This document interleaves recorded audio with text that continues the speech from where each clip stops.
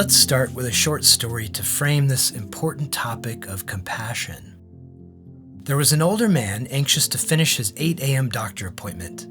The doctor asked what he was in a hurry to get to, and the man said that every morning at 9 a.m.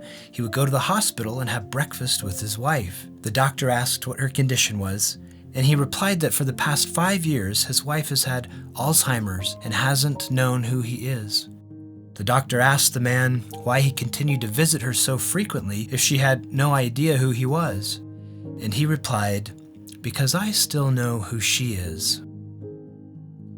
Compassion is the desire to alleviate suffering.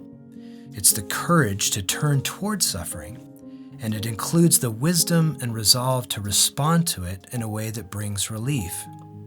Cultivating compassion means training your heart and your eyes to see what Thomas Merton called the secret beauty behind the eyes of every being. Compassion isn't just a feeling. It includes taking effective action. It's not pity.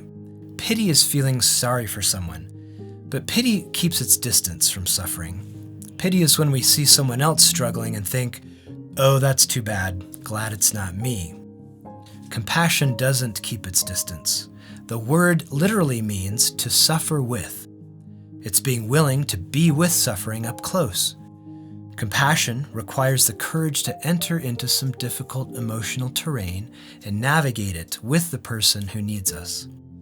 Does that sound distressing or potentially exhausting?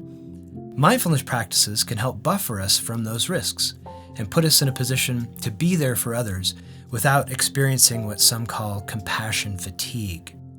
But here's one of the most important things to understand about the power of compassion. As you get better at compassion, it benefits you as well as the people around you.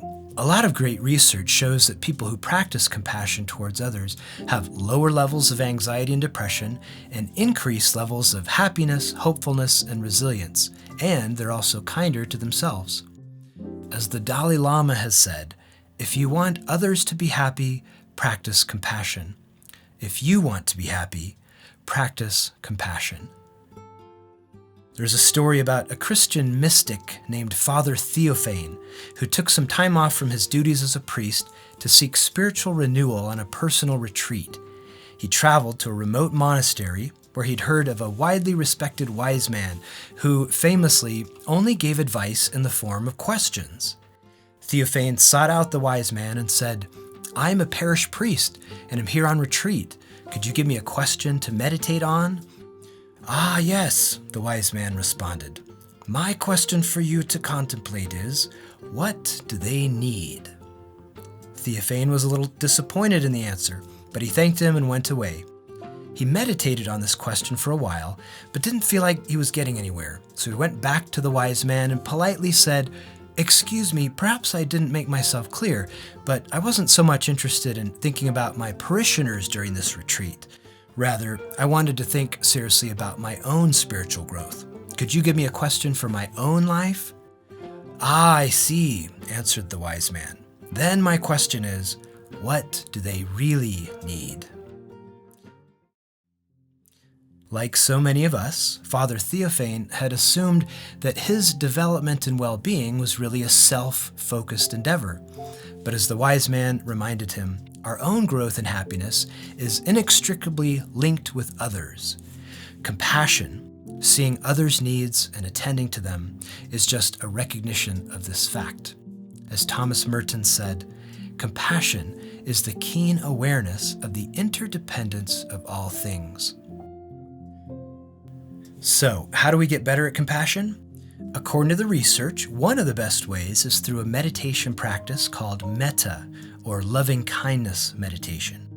In this practice, we cultivate a sense of unconditional love for others and offer our good intentions and wishes for others. I'll be guiding you in a metta meditation right after this video, but there are also informal compassion practices you can experiment with throughout the day. One that I really love is called Just Like Me.